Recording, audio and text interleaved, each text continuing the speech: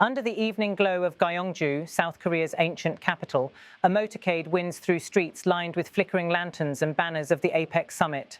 The city, once the heart of the Silla dynasty, has been transformed into a stage of modern diplomacy. Tonight, its historic halls host a dinner that many diplomats quietly describe as the defining social moment of this year's summit, a state banquet in honor of US President Donald Trump, hosted personally by South Korean President Lee Jae-myung. Inside the Gyeongju Convention Hall, the atmosphere is a mix of ceremony and calculation. Cameras flash as delegations step through the grand marble entrance. The blue and red flags of the host nation hang beside the insignia of the Asia-Pacific Economic Cooperation Forum, symbolizing unity across the Pacific. Every handshake tonight carries layers of meaning: economic, strategic, and personal. President Lee Jae-myung stands at the center of the entrance hall, greeting each arriving head of state with practiced warmth. His handshake with Canadian Prime Minister Mark Carney draws a round of flashes from photographers. Carney, who assumed the presidency earlier this year, has positioned Canada as a key player in balancing environmental responsibility with trade expansion. And his meeting with Trump earlier in the day hinted at a possible alignment on rare earth supply chains and North American energy integration. Their exchange tonight, brief but cordial, reflects the delicate calibration both men are pursuing between friendship and national interest. Moments later, Carney turns to greet Australian Prime Minister Anthony Albanese, his trademark relaxed posture softening the formality of the event. For Albanese, the dinner represents both continuity and recalibration, Australia's push for diversified trade in the post-pandemic era and its growing security alignment with the United States through AUKUS. His quiet nod toward Trump carries an unmistakable undertone of shared strategic resolve, especially amid rising Chinese influence across the Indo-Pacific. The camera pans again to President Lee as he welcomes New Zealand's Prime Minister Christopher Luxon, a relative newcomer to the APEC stage. Luxon's handshake is firm, but his expression measured. New Zealand, long known for its pragmatic neutrality, finds itself navigating between economic reliance on Beijing and a deepening commitment to Western security cooperation. For Lee, the symbolism of hosting these leaders together is unmistakable. South Korea's role as bridge builder between global powers is once again in motion. And then a new wave of anticipation sweeps across the hall as the familiar blue and white limousine arrives. The doors open and US President Donald Trump steps out, flanked by Secret Service agents and senior aides. The moment is charged, not simply because of Trump's global stature, but because of the tension and opportunity surrounding his Asia tour. His arrival in Gyeongju marks the midpoint of a journey that has already reshaped diplomatic expectations from Tokyo to Beijing.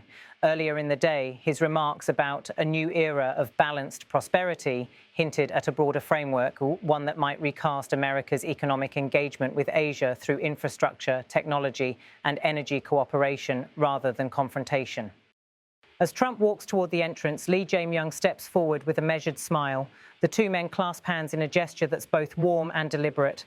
Their handshake lingers for several seconds, and though no words are audible, their body language tells a story of mutual recognition. Trump, ever the showman, slightly turns toward the cameras, allowing the moment to be captured in perfect symmetry.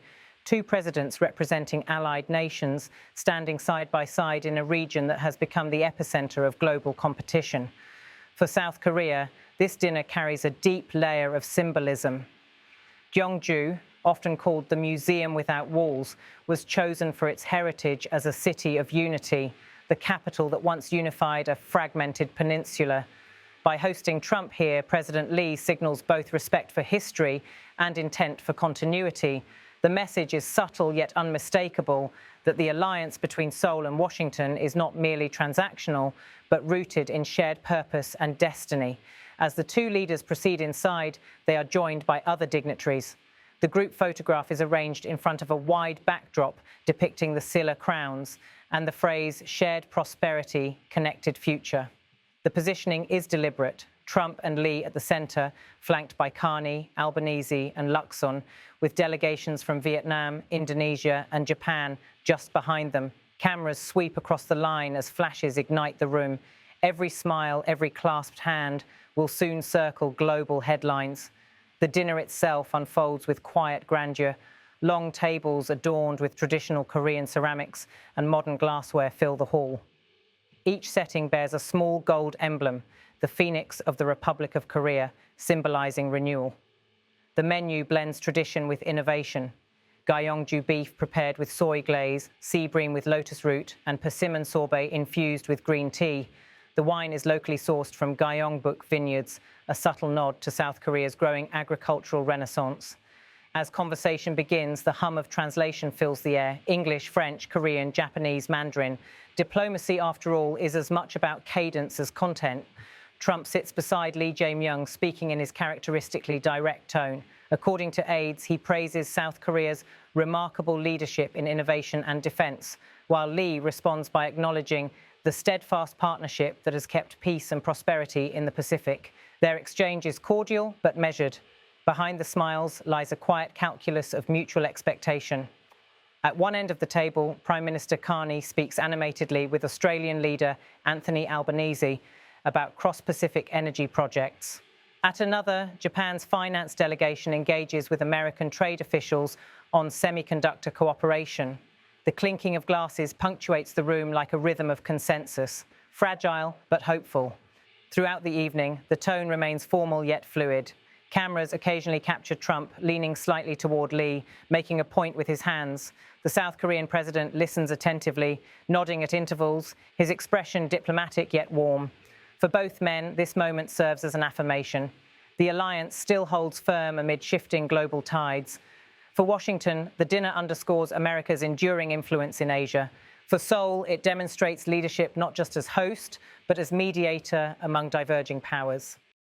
As the meal progresses, a musical interlude begins, traditional Korean instruments accompanied by a modern orchestra. The haunting sound of the gyeonggi blends with soft piano chords, filling the hall with an atmosphere of reflection. On screen, the faces of world leaders soften, even the most stoic expressions give way to appreciation. Trump, briefly glancing at the performers, leans back with a small nod, a rare, unguarded moment of contemplation. Outside the hall, the city of Gyeongju glows beneath the autumn night. The centuries-old tomb, mounds and pagodas stand illuminated, reminders of Korea's enduring legacy. Reporters gathered outside relay live updates. President Trump has been warmly received, one correspondent notes. This dinner is being described as a turning point, a symbolic gesture reaffirming US-Asia ties at a time of uncertainty. Inside, as dessert is served, Lee Jae-myung rises for his toast. The room quiets. Holding a crystal glass, he begins in English. "Friends," he says, "we are gathered here not just as representatives of economies, but as custodians of peace. The challenges before us, inequality, climate, and technology, demand not isolation, but imagination. May this evening remind us that prosperity is strongest when it is shared." Applause ripples across the hall. Trump follows, his tone measured but confident. "We are here tonight to celebrate partnership," he begins. "The United States values its friendship with South Korea and with every nation represented here. We've had tremendous meetings this week, and I believe we're building something historic, not competition, but cooperation. Together, we will make sure that our people have peace, prosperity, and pride in what we achieve." The applause this time is louder, even from delegations that have had differences with Washington. Cameras capture Lee and Trump raising their glasses together, a moment destined for front pages across continents. It's more than a dinner, it's a declaration of intent wrapped in ceremony.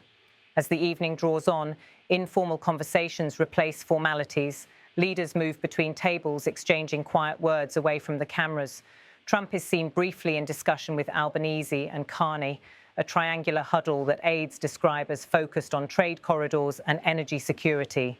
Lee joins the conversation midway, gesturing toward a map on a nearby screen depicting infrastructure routes from Seoul to the Pacific Rim. Analysts will later note that this moment foreshadowed a trilateral cooperation framework in development. Outside, motorcades line up once more under the cold night air, their headlights glinting off the marble facade of the convention center. Inside, the guests prepare to depart, leaving behind an evening thick with symbolism. The host broadcaster's footage lingers on the final shot, a slow pan across the hall from the South Korean and US flags to the illuminated motto above the stage, "Shared Prosperity, Connected Future." In the days ahead, this image will dominate news cycles, a visual shorthand for diplomacy at its most theatrical and consequential. The dinner may not yield immediate agreements, but in the world of global politics, optics often precede outcomes. And tonight, those optics have spoken volumes. As President Trump exits the hall, he pauses briefly to speak with reporters. "It was a great evening," he says, his voice echoing over the clicking of cameras. "We're working on incredible things with our allies, and you're going to see results." He waves, steps into his car, and disappears into the convoy. The motorcade pulls away, its flashing lights receding into the quiet avenues of Gyeongju. President Lee remains behind a moment longer, greeting staff and thanking the performers. For him, the evening represents more than ceremony. It is an assertion of South Korea's diplomatic maturity, a nation confident enough to host rivals and partners alike on its soil, under its terms, and in its language of harmony. As the final lights dim, the echoes of the orchestra fade into the night air.